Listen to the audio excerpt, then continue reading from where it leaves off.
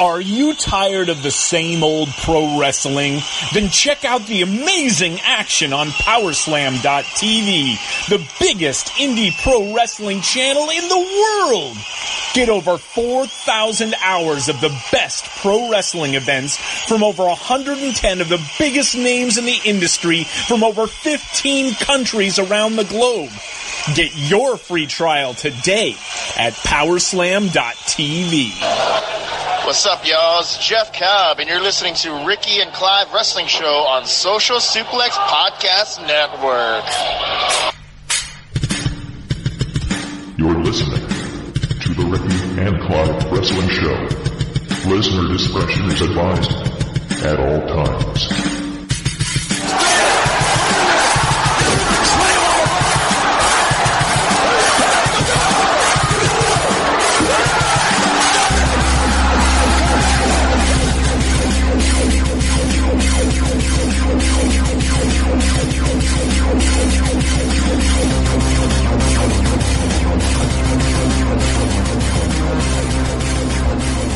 Hello, and thank you once again for downloading and listening to another episode of the Ricky and Clive Wrestling Show, part of the Social Suplex Podcast Network.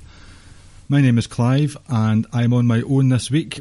My co-host Ricky is celebrating Ramadan, and with it still being daylight outside, he is reserving some energy for a super duper feast, which we'll have probably within the next hour or so. So I don't know if he'll be on next week or not, or the next few weeks, but you are stuck with me for tonight, so if that doesn't float your boat, then turn it off. But before you do that, make sure to rate the podcast network a nice big 5-star review on the podcast app of your choice. Better yet, if you want something else to do with your evening, go to powerslam.tv, put in the promo code Social Suplex, all one word, block letters, and you can get yourself free for a month over 4,000 hours of independent wrestling from around this flat earth.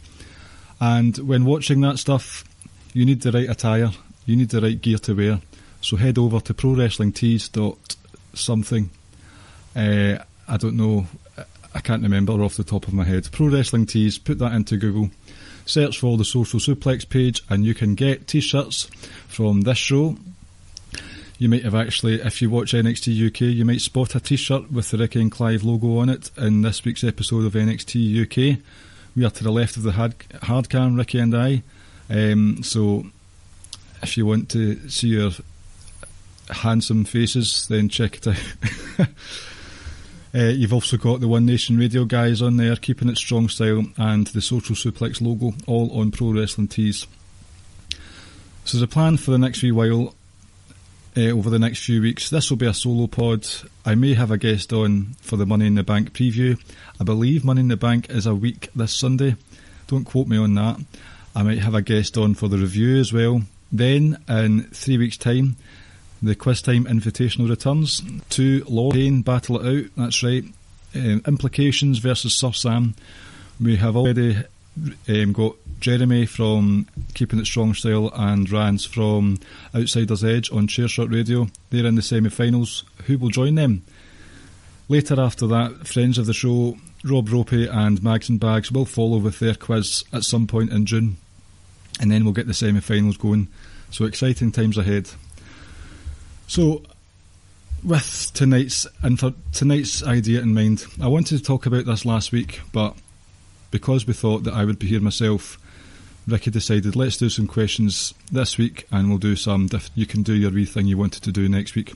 And it just so happened it was timed quite well, because I was listening to Something to Wrestle podcast this week with Bruce Pritchard, Conrad Thompson, and they were looking at Bradshaw, JBL's career throughout his entire basic career. I don't know about you, Bradshaw was a pretty cool dude.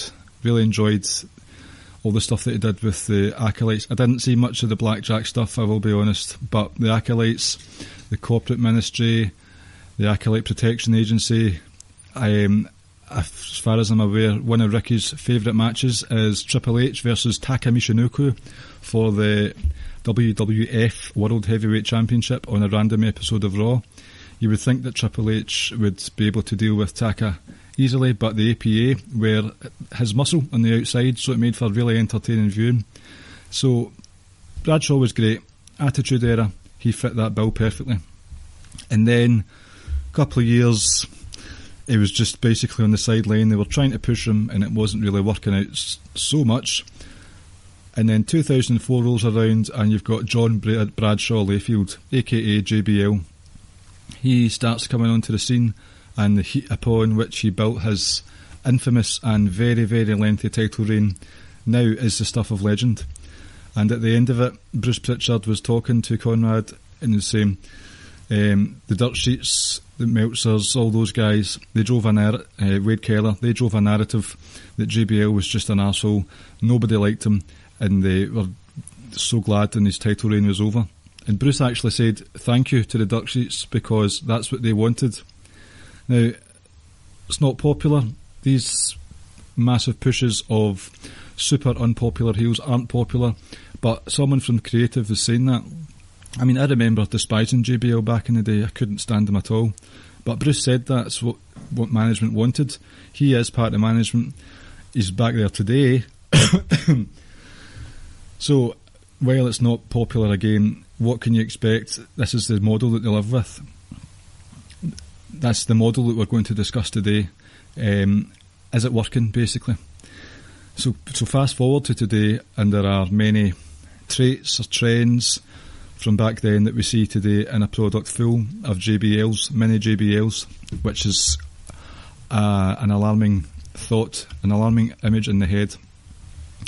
Off the top of my head, well, I took some notes, I won't lie. Carmella's title run, Jinder Mahal's title run, Lacey Evans' current push, all seemingly undeserved.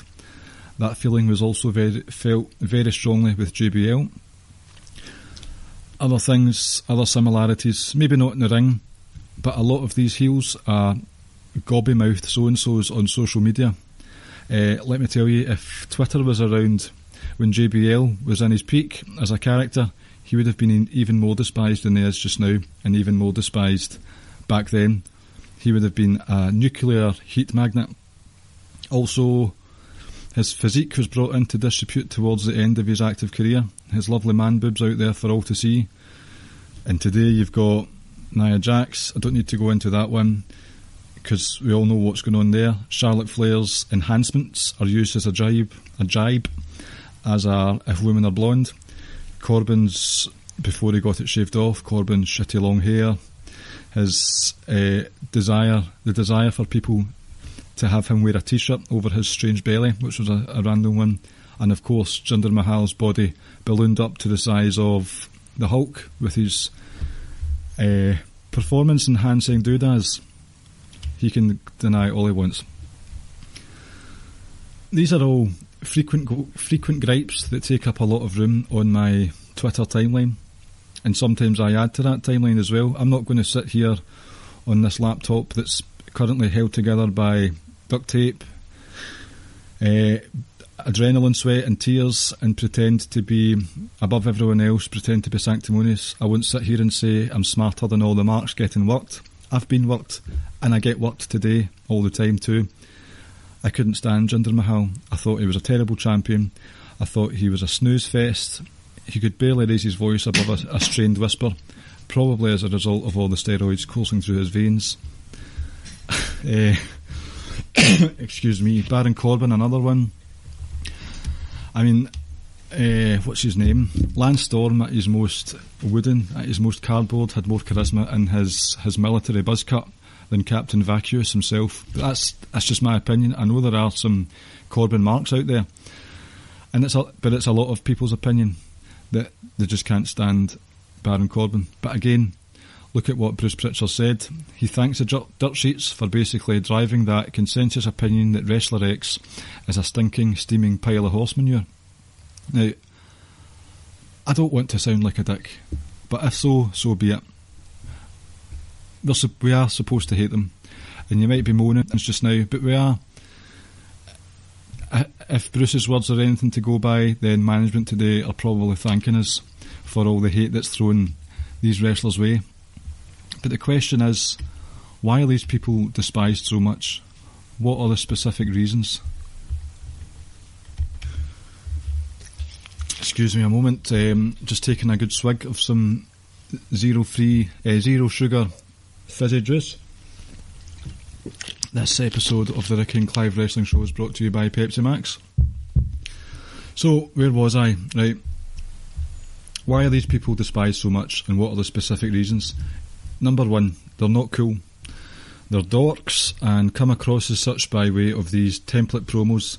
They say the same things, they say the same, this hometown sucks, they just pick on people because of their hair, just really basic template promos that you hear week in, week out. Saturation is another one that is a problem here as well. Because they're cutting these same promos constantly, it starts to grate, and I do understand that. Another reason, they have these character traits that are generally unpopular. You've got Lacey Evans, who basically spent 3 months walking down the ramp and back up until she was thinking, right, okay, there's Becky Lynch, I'm going to have a shot and take it out, basically have a shot at her titles. So they're not doing things that you like, but newsflash, they don't want to be your pal. They slag you in the promos, they slag the fans in the arena and at home. They don't want your acceptance, so that's why they do these things. Not why, it's just part of the reason that they're just being dicks for the sake of it, to get up our noses. Another thing, they've got the nerve, the absolute audacity to go after baby faces on screen and online. Lacey Evans again, I mean, how dare she want to just sit there and wait her turn? A turn, by the way, which may never arise, because if the internet wrestling community had their way, we could probably just see the same matches between the same select few people, pay-per-view after pay-per-view. I mean, I get it, there's a select few of, since we're talking about Lacey Evans, a select few women's wrestlers who I would like to see wrestle each other time and again, but that's not going to happen. So I mean, it's okay to have favourites. We all have favourites, and I think this is more evident more than ever on social media, which I'll get onto a wee bit later. Part of me thinks that with this fourth wall being broken down, wrestling Twitter is a bit kayfabe too, because people have their sides, and while people can be smart to the business, they're still picking sides. They're still throwing pot shots at wrestlers who they don't like, or wrestlers' supporters who they don't like. So it's as if wrestling Twitter has entered that arena of kayfabe, which is quite fascinating when you just take a step back and just look at it all. For me, the biggest reason of all for why these people are despised, I don't know if it's just the circles that I follow on social media or the podcasts that I listen to, is a heel's ability to wrestle. Okay, I'll give you a point there. There are few things that satisfy me more when watching wrestling than good old-fashioned action, whether it's the catch-as-catch-can style, British strong style, the sort of Olympic athlete style, even some good old-fashioned kung fu, whatever you want to call it. First and foremost, these guys can wrestle. They have basic, fundamental skills that you and I can only dream of emulating. What it is that people don't like is the style of wrestling that these wrestlers use as their modus operandi, that stifling style that smothers their opponent and literally grounds them. To be more specific, the dreaded chinlock or headlock that my friends elsewhere on the Social Suplex podcast network pull their hair out as a result of. For me, and I mean, well, for me, this is just a case of favourites again. I mean, Corbin or Jinder Mahal applies a headlock. They get the brunt of the criticism. If Samoa Joe spends the majority of a match keeping Roman Reigns in a headlock, which was the case, the name of the pay-per-view escapes me right now, last year, not long after WrestleMania, where it ran late, the pay-per-view ran late, and Samoa Joe kept Reigns in a headlock for the majority of the match. The brunt of the blame isn't directed towards Joe, it's directed towards the agents of the match who put it together. Is that fair? I don't think so. Is it favouritism? I do think so. Who else? Kevin Owens. he spends a hell of a lot of time dishing out headlocks when he's a heel. I mean, remember when Suplex City became a thing, Kevin Owens was coming out with the Chinlock Island. He loves a good chinlock, but because it's Kevin Owens, it's cool. He gets a pass. Of course he does, because elsewhere he has an explosive and very athletically impressive moveset. His arsenal is very varied. It's okay when these guys do things like that because they've got a varied moveset, but they're also cool heels. Kevin Owens, Samoa Joe, Daniel Bryan right now, Tommaso Ciampa when he was fit. These guys are despised under kayfabe rules, but realistically we all love them. I mean, this is the best Daniel Bryan I've seen ever, full stop. So if you take off the kayfabe hat, you can really appreciate what they do.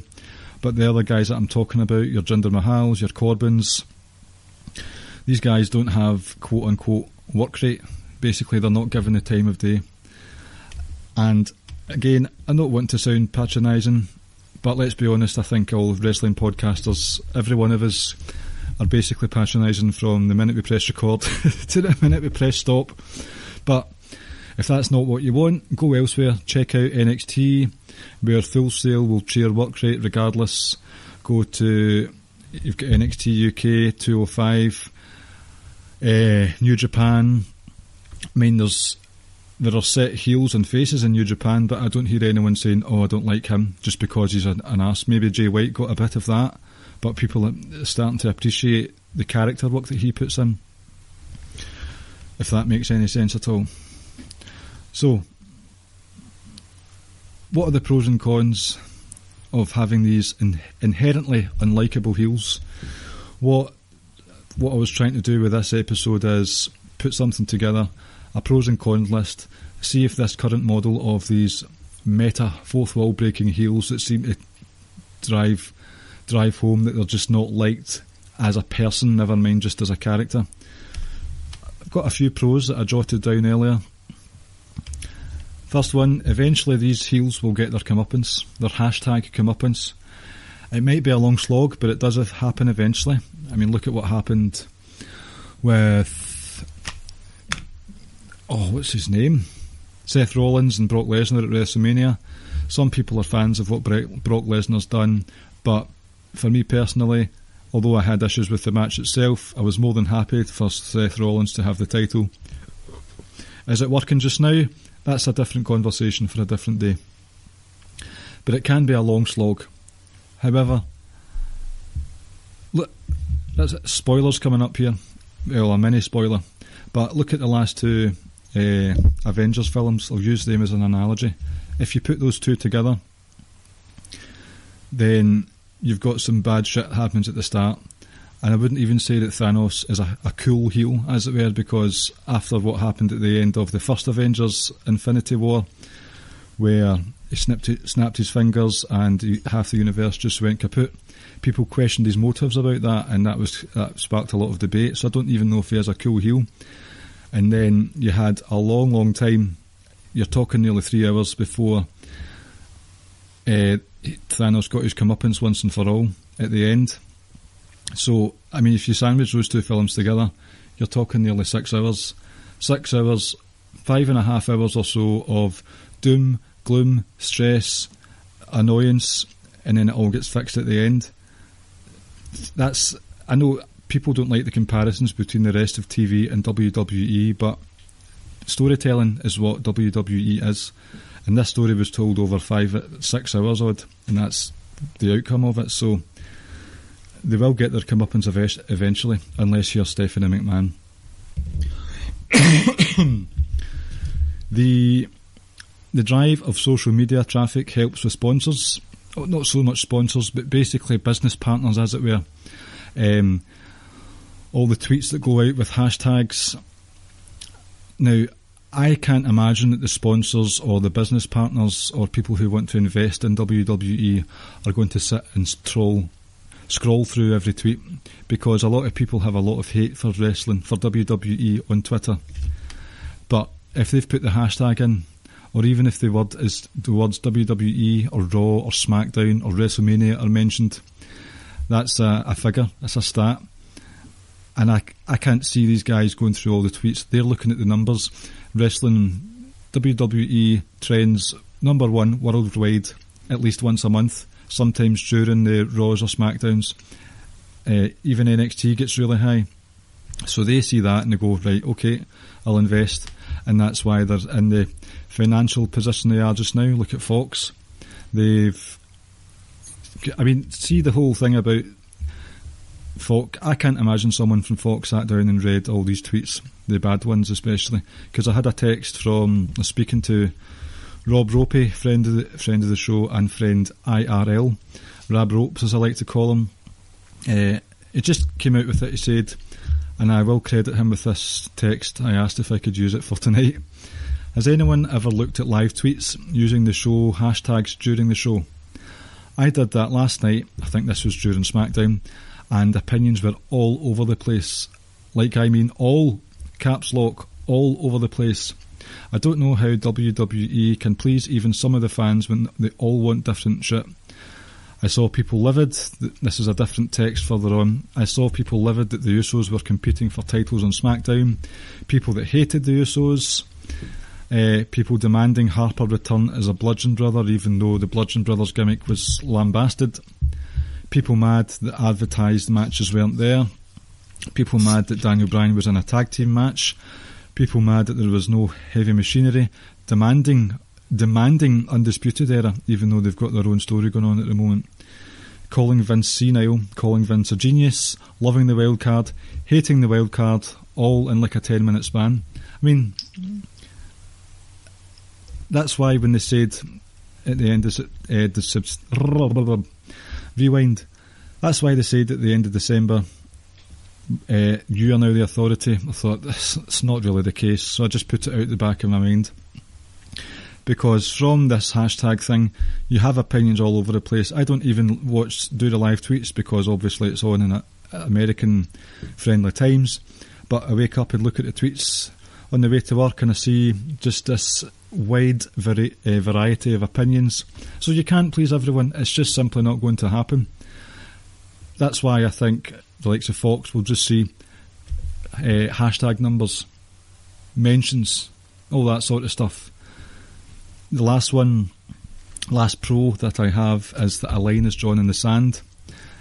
There's a lot of heels in the grey area these days where you don't know if they're a good guy or a bad guy. You're not sure what their motive is. But with these Lacey Evanses of the world, these Nia Jaxes, you know for a fact that they're a heel and you will root more for their opponents as a result. So you're already rooting for them. For instance, Seth Rollins, the likes of Sasha Banks when she was fighting Nia Jax, listen to me, wrestling Nia Jax at some points last year. You wanted specific wrestlers to win. Alexa Bliss, perfect example. People despised her title runs. You had Bayley, who was admittedly destroyed. Sasha, she got the title offer but got it taken away from her again from Alexa Bliss. Mickey, what's that lady's name? Let's just say Mickey Aldis right now because I can't remember her name. Oh, that's embarrassing, isn't it? Swig of Pepsi Max for the working man. Hold on. You root for them, you want these people to win, so that helps that sort of good guy, bad guy divide. Now, the cons, and I wonder if you think there are more pros than cons. Let's find out. Mickie James is her name. Mickie, if you're listening, apologies. No offence meant. So, the cons of having this current model of heels. I hate to bring this up because, personally, this is an obsession just now with fans everywhere. I really couldn't care less about this thing that people are obsessed with, but TV ratings. I'm not going to go down the rabbit hole of the Nielsen stuff, the TV versus on-demand, DVR I think it's called in America. or TV versus YouTube or Twitter or whatever. I don't care. I really don't. I'm not even going to defend one against the other. The infatuation people have with this boggles the mind. But people say that the bad ratings are as a result of these heels that are just vacuums of personality. They wrestle shit styles. They just make people want to turn off the TV. That's that go away heat that people talk about. If that's the reason for the ratings, and again, I'm not going down that road. At the end of the day, I watch it. That's what matters to me, that I watch it and I get to see it. I don't care about the 2.3 million. Well, I do, but you know what I mean. It has no bearing on my life emotionally, but that could be a reason. So, if you want to keep this model, but it's resulting in bad ratings, do you want to keep that going? I think another one. How to word this? Society has changed considerably over the last 20 to 30 years, for the better, obviously, in certain aspects. That's to say, political correctness has been amped up, and it means more controversial wrestlers or angles are just seem to be too on the nose and bad taste. I remember Jinder was slagging off Nakamura's inability to say the L letter. Or is that right? No, I can't remember. I think it might be the other way about. Now I'm just showing my ignorance. But he got into some hot water because he slagged off Nakamura's Japanese accent, not able to speak properly. Dominik Dijakovic, which is the worst way to ever pronounce Dijakovic I've ever heard in my life. NXT, that is an absolute failure on your part. Get that sorted. It's Dijakovic. It rolls off the tongue a lot better than Dijakovic. Anyway, Dijak did some supremacy tweets. I wouldn't say white supremacy. I didn't get the feeling of white supremacy from the tweets. I just think he wanted to cleanse the nation of shitheads or whatever. So he sent a tweet or a couple of tweets and mentioned Donald Trump and a couple of other people in it, and he had to delete that due to the backlash that it received. And as far as I'm aware, he deleted his Twitter account. I'm not sure if that's true. I haven't checked up on that, but that's what you're dealing with. Can you imagine if they did I mean, the whole Muhammad Hassan thing back in 2005, that was a controversial thing, and granted, the incident that happened in London coincided terribly with the angle that they ran that week on SmackDown with The Undertaker being kidnapped by people in balaclavas. Okay, that was just bizarre timing. You've got things like that, but can you imagine even further back, if they did this today, if they did Sergeant Slaughter defecting to the sympathies of Iraq today, or Iron Sheik as well with the carry-on during the Iraq hostage situation. This was in the golden era, the cartoon era, so age appropriate doesn't really matter if they were doing that stuff back then, when it was a lot more PG than it is today. There's no doubt about that. They probably wouldn't even consider doing that today because of how far on that society has come. And it's a good thing, but you've got some horrible things happening in programmes elsewhere. Murders. I mean, people sit and watch terrorist programmes and are glued to it. Like, I'm a big fan of 24, Homeland, stuff like that, and we lap it up. But if it's done in WWE and apparently PG world, they did this stuff back then. What's different now? And what's different if you're okay watching it on other platforms? But they would never even think of doing that today. Another con, I'm on to the third one now. I think it gives influencers, hate to use this word because you know my feelings on the chap, it gives influencers like David Meltzer the chance to drive that narrative that such and such doesn't have a good work rate, his promos are rubbish, his matches have an average of 1.4632, thanks to my illustrious star rating system. So people lap up what Meltzer says, and it does happen consciously or subconsciously. So that funnels down into, that's a Chinese whispers thing, and it just grows arms and legs. And it's not even exactly true. That's Meltzer's opinion, and Meltzer's opinion doesn't tie in with what WWE want to do in the first place. So there is that, but people latch on to what Meltzer's saying, and it just snowballs and avalanches downhill, and it just brings up this whole just massive congealed ball of hate and potentially unfair criticism of someone, when again that's not what they're looking for. They're looking for that JBL heat. That's a new term. Please, I look forward to seeing hashtag JBL heat on Twitter tomorrow or whenever you listen to this. Con number 4. Excuse me again, ladies and gentlemen.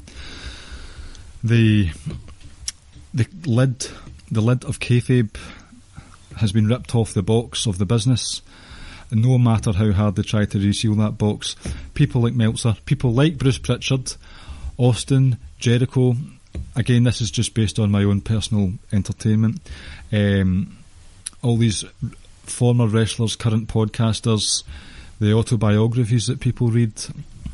I read a few myself this year. Bret Hart, Jericho, Edge, all great reads.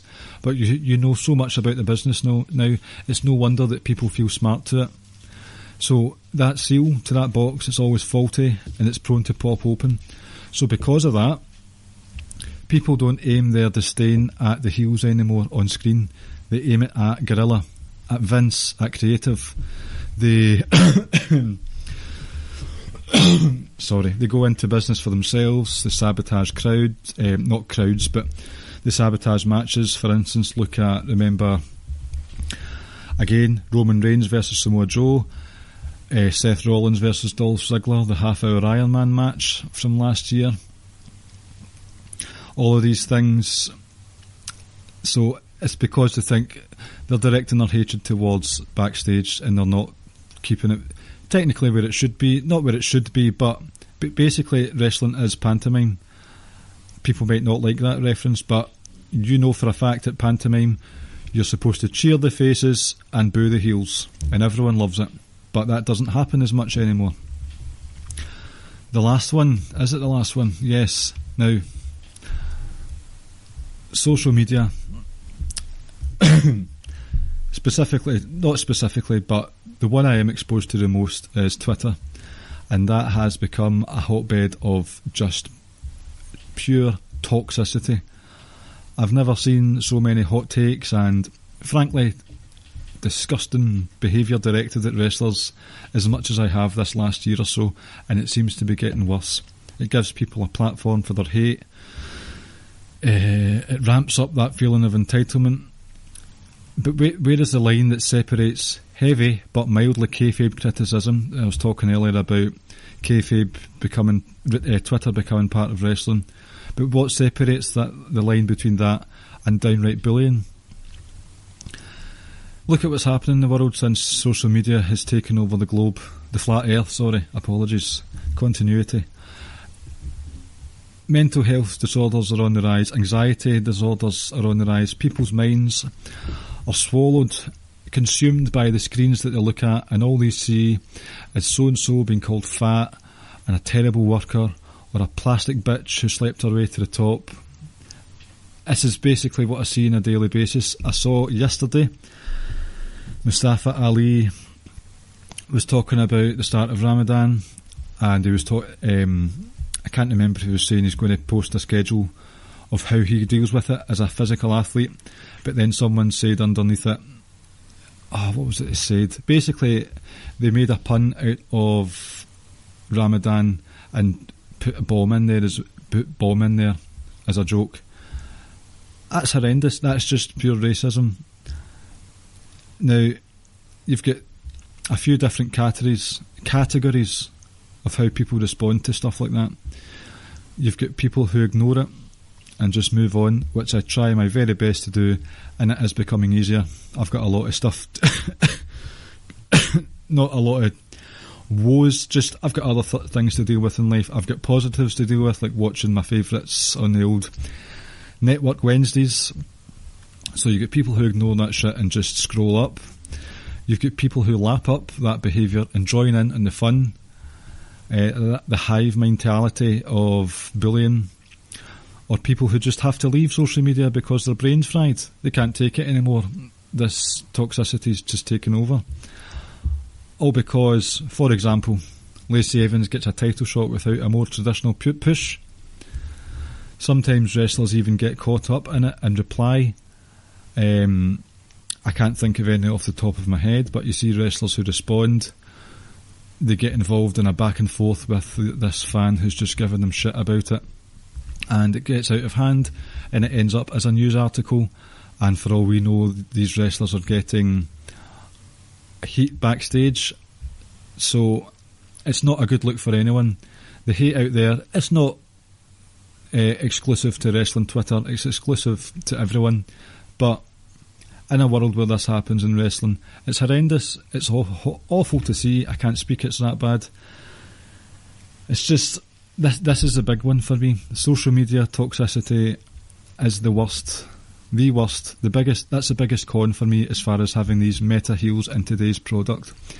It just allows for a horrible atmosphere online, and it's not fair. It's not really fair on these people. They're doing their job. Okay, they're getting paid mega bucks, but do you think it's fair for them to be bullied so openly, so frequently, and so intensely? I don't think so. And half the time, all this is because all these hateful people out there, because your Flavour Fave,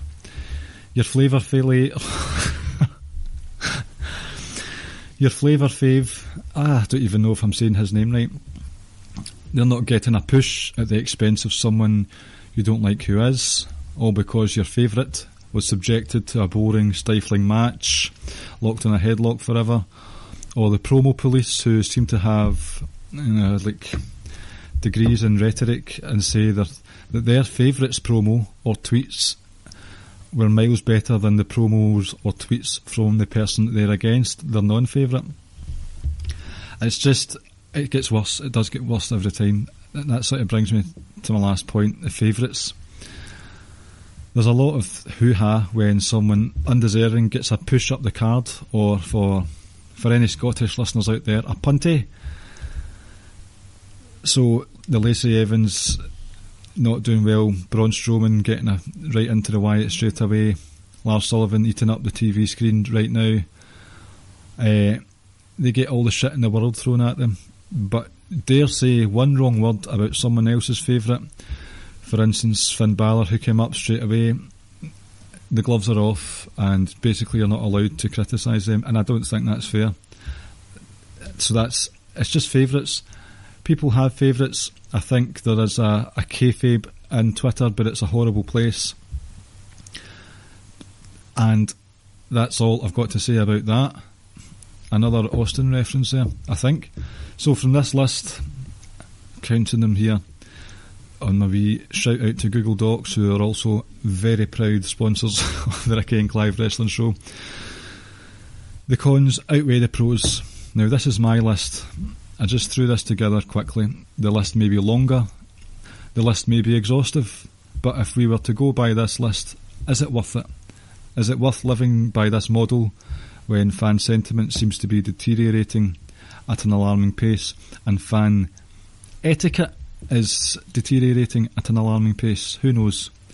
I would like to get a wee discussion going about this on Twitter in a nice, diplomatic, friendly fashion, ladies and gents. So once I've posted this out, head into the conversation part of the tweet for this show, pinned to the top of our Twitter account, at Ricky and Clive. See what I did there? Planted a plug-in, did you notice?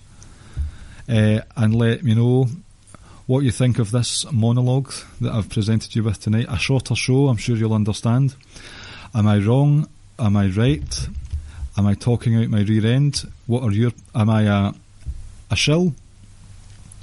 Because remember, I get works too. What are your pros and what are your cons? So check that stuff out. check this show out. You have just checked it out. I don't know what I'm talking about now. So, a shorter show, but it wouldn't be a solo Clive show without ripping into What Culture for a quiz. So I'm going to go and check out What Culture very quickly, see if they've got any quizzes for me, and we'll just play along together. How does that sound?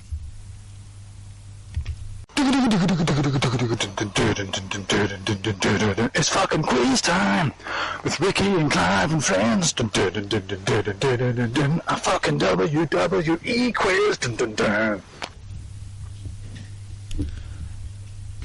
As luck would have it, we're talking about a cool heel. I found on What Culture, first time I visited it in a long time. My, such hatred for WWE on this page. Just a wee quick rundown of the first thing I see on here. 10 terrible recent decisions that led to WWE's Raw's worst week ever. Okay. I wouldn't say it's the worst week ever. I personally quite like this wildcard thing. I have told myself that the Superstar shake-up, the brand split, doesn't exist, so it works for me. Anyway, a Kevin Owens quiz. How well do you know Kevin Owens? Now, last time I did a What Culture quiz and played along with you, I had some complaints. I think a few other questions were wrong. I think Rance might have corrected me on one or two, but there were still a couple of dodgy ones. Right, first one. Number 1, how old was Kevin Owens when he had his first official wrestling match? 13, 14, 15 or 16? I'm going to hazard a guess. 13 seems to be the lucky number for amazing wrestlers who start out young in the business. So 13. Moving on to question numero dos. Which legend tipped Owens to be the next big thing after watching him in Ring of Honor? The Rock, Chris Jericho, Bret Hart or Kurt Angle? I actually thought it was Steve Austin. So if it's not Steve Austin, I'm not sure. I can't imagine it would be Kurt Angle. It might have been. I can't imagine it would have been The Rock. Bret Hart, maybe. I'm going to go with one of the Canadians. I'll say Bret Hart. No, yes, I'll say Bret Hart. Jericho is a possibility because they are best friends, or they were, but I'll say Brettis Hartimus. Number 3. How long after his NXT debut did Owens become NXT champion? So, December was when Owens made his debut. February was when he won the title. 2 months, ladies and gents. Number 4. Owens once had a Twitter feud with an actor from which 90s TV show? What on earth? Family Matters, Saved by the Bell, Boy Meets World or Sabrina the Teenage Witch? Now I know that Screech, aka Dustin Diamond, is a mark for himself, so let's say Saved by the Bell. Number 5. What does he visit in every town he works in? The zoo. He loves animals, it's the zoo. I won't tell you the rest of them, because one of them... very good. One of them is the ice cream parlour. See what I mean? About the body shaming? The zoo, right? Number 6. Who did Owens beat to win his first Intercontinental Championship? The answer was Feed Me More, Ryback. Number 7. After arriving on the main roster and attacking John Cena, Owens' first main roster pay-per-view was Elimination Chamber. I'm not going to give you the other ones because that is the correct answer. Who did Owens beat to qualify for the Universal Championship Fatal 4-Way on Raw? Oh, that's a toughie. Because I remember the Fatal 4-Way match, but I can't remember who he beat. Oh, was it Jericho? I think it was Jericho. It says Sami Zayn, Neville, Rusev or Jericho. I think it was Jericho. I'm going to say Jericho. I just said Jericho a lot of times there. How long was Owens' match with Goldberg at Fastlane? 16, 18, 20 or 22 seconds. Disgraceful match. It wasn't keeping with Owens' character at all because he usually rolls out the ring after the bell has rung instead of before. All to serve a big part-time dinosaur in Goldberg. Fantastic, Vince. 16 seconds I'm going for. And number 10. who hasn't Owens faced in a WrestleMania match? Shane McMahon, Dolph Ziggler, Kalisto or Stardust? Now, he had a match with Shane McMahon last year, and Dolph Ziggler and Stardust were in the... must have been in the WrestleMania match, so I'm going to go with Kalisto. Imagine that, WrestleMania 36 from Tampa, Kalisto versus Kevin Owens for the Universal title. Right, we're Kalisto, right. Is that the last question? Is number 10 the last question? Apparently I scored 50%. Now, I can't be bothered. Right. He was 16 when he had his first official wrestling match. It was The Rock who watched him in Ring of Honor. Surprised by that one. 2 months before he became champion, correct? It was Sabrina the Teenage Witch. Oh, I remember now, he had a feud, an online feud with Melissa Joan Hart. Crazy times. What does he visit in every town he walks in? The zoo, correct? Ryback, correct? Elimination Chamber, correct? And it was Neville he beat for the qualifier for the Fatal 4-Way in Raw. And it was 22 seconds for the Goldberg match at Fastlane. And I got Kalisto correct. So, okay, I don't know Kevin Owens that much apparently, even though I am a mark for him, but there you go. So, as I said, shorter episode this week, you should rattle through it. I think next week is a Money in the Bank pay-per-view show. I still can't remember the date for it. If it is, we'll talk more about the current product and what's led up to Money in the Bank. Looking forward to the pay-per-view, I always do. This has been the Ricky and Clive Wrestling Show on the Social Suplex Podcast Network, along with One Nation Radio, Keeping It Strong Style, Grown Men Watch This Shit, All Things Elite, and NXT Then, Now and Forever. And if you listen to that, or if you don't listen to that, have a listen, because a certain Scotsman might be appearing on that tomorrow night to talk about this week's NXT and an episode of NXT this week 5 years ago, if that makes any sense at all. So with Kushida being in the limelight, I'm going to go back in my DeLorean and check that out. I've done some plugs already tonight, so I've not actually got much left to say. Check out the Wrestling Squared Circle Facebook group. Socialsuplex.com has all the podcasts, the columns. If you subscribe, you get them sent direct to your email inbox as well. I'm sure I've missed something because I've dotted them through the show. Powerslam.tv, check it out for 4,000 hours of independent wrestling around the flat earth. And I think that's it. If I've forgotten something, again, I apologise. You know that I'm not good with plugs. That's why I failed my electrician course at college. Before I go, ladies and gentlemen, breaking news. Someone from the WWE backstage office has backstage heat for carrying an Emmy. Now, I wonder if Asuka got any backstage heat for carrying Emma in their match at TLC that time. That's terrible, that's not even true. Emma's a fantastic wrestler, but I could not resist that one. I couldn't help it. So that's Clive for this week. I've not got anything else to say. Ricky, I hope you're faring well with the Ramadan. You're not too hungry, you're probably munching on some food right now. Enjoy it. I hope you've enjoyed this wee project show this week, and I'll speak to you next week. Good night. Thanks for listening to the Ricky and Clive Wrestling Podcast. We'll see you next time.